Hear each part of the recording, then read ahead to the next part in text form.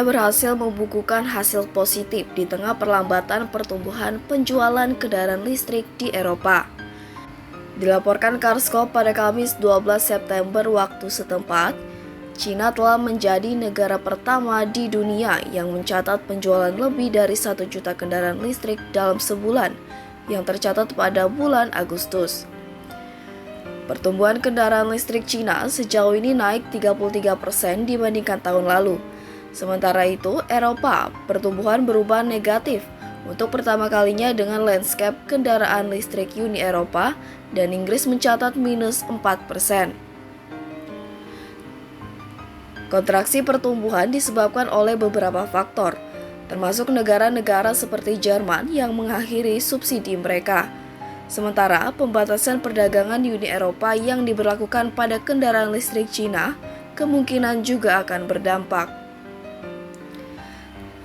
Angka yang dilaporkan oleh lembaga riset Romotion menunjukkan bahwa permintaan global untuk kendaraan listrik terus tumbuh, dengan 9,8 juta mobil bertenaga baterai telah terjual sejauh ini pada tahun 2024, dan pertumbuhan naik 20% year to date atau YTD hingga Agustus.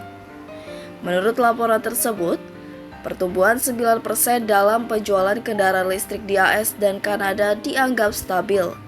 Tetapi lintasan masa depannya mungkin bergantung pada hasil pemilihan presiden bulan November. Meskipun permintaan kendaraan listrik di Tiongkok terus meningkat, hal itu tidak menggambarkan gambaran lengkap pasar kendaraan penumpang di Tiongkok. Pada bulan Agustus, data dari Asosiasi Mobil Penumpang Tiongkok atau CPCA menunjukkan bahwa penjualan keseluruhan semua jenis mesin telah turun sebesar 1,1% menjadi 1,92 juta unit. Menurut laporan dari Reuters, penjualan kendaraan energi baru atau NEVs yang mencakup model bertenaga listrik dan hibrida plug-in dibantu oleh subsidi bagi pengemudi yang menukar kendaraan yang lebih berpolusi. Mereka yang memilih untuk menukar kendaraan ICE mereka dengan NEV berhak mendapatkan subsidi hingga 20.000 yuan atau 2.800 dolar AS atau sekitar 43 juta rupiah. Bagi mereka yang belum siap beralih ke tenaga EV atau plug-in hybrid, subsidi terpisah sebesar 15.000 yuan atau 2.100 dolar AS atau sekitar 32 juta rupiah ditawarkan untuk menukar kendaraan bertenaga bahan bakar fosil dengan kapasitas mesin yang lebih kecil. Penjualan NEVs meningkat sebesar 43,2% hingga mencapai rekor 53,5% dari total volume mobil penumpang. Akan tetapi, karena banyak diantaranya merupakan hasil tukar tambah, angka-angka tersebut mencerminkan menurunnya kepercayaan konsumen, dengan lebih sedikit pembeli mobil pertama yang dilaporkan. Namun, manajer Romotion Data Charles Lester memperkirakan permintaan China terhadap EV akan terus meningkat.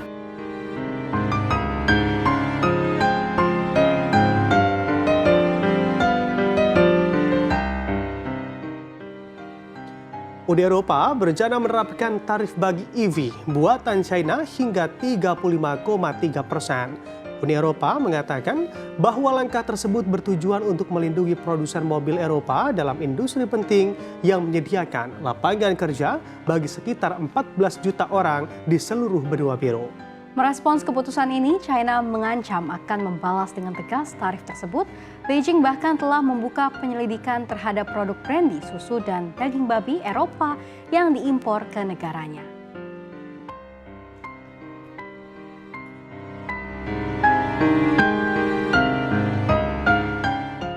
China kerjasama dengan Uber. Uber dan produsen mobil China BYD Rabu 31 Juli mengatakan mereka bekerja sama untuk menyediakan 100.000 kendaraan listrik atau electric vehicle atau EV bagi para pengemudi jasa transportasi berbasis online itu. Kemitraan bertahun-tahun ini yang menurut kedua perusahaan itu merupakan kerjasama terbesar semacam ini akan dimulai di Eropa dan Amerika Latin sebelum diperluas ke Australia, Kanada, Selandia Baru, dan berbagai negara di Timur Tengah. Ini bukan pembelian besar-besaran kendaraan seperti pemesanan 100.000 unit Tesla oleh Hertz pada tahun 2021. Kelak, tergantung pada negaranya. Para pengemudi independen Uber akan memiliki akses ke tawaran pembiayaan atau sewa yang menguntungkan untuk kendaraan listrik BYD, selain diskon untuk pengisian ulang daya, pemeliharaan, dan asuransi. BYD telah bersaing ketat dengan Tesla sebagai produsen utama EV, meskipun Uber membuat peralihan ke jenis kendaraan itu lebih cepat daripada di kalangan masyarakat umum. BYD mengatakan faktor harga masih menjadi kendala untuk penggunaan EV yang lebih banyak.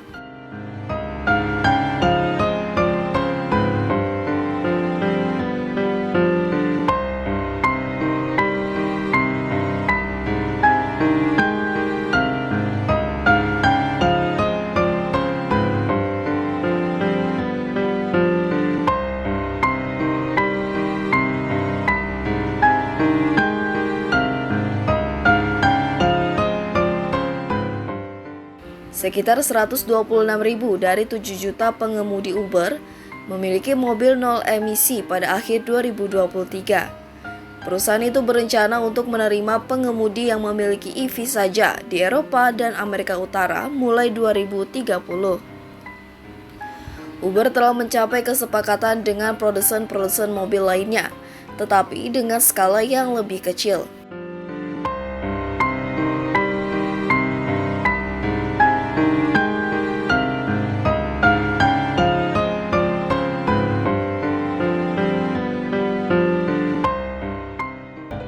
BYD memproduksi sejumlah EV dengan berbagai segmen harga, termasuk mobil hatchback kecil.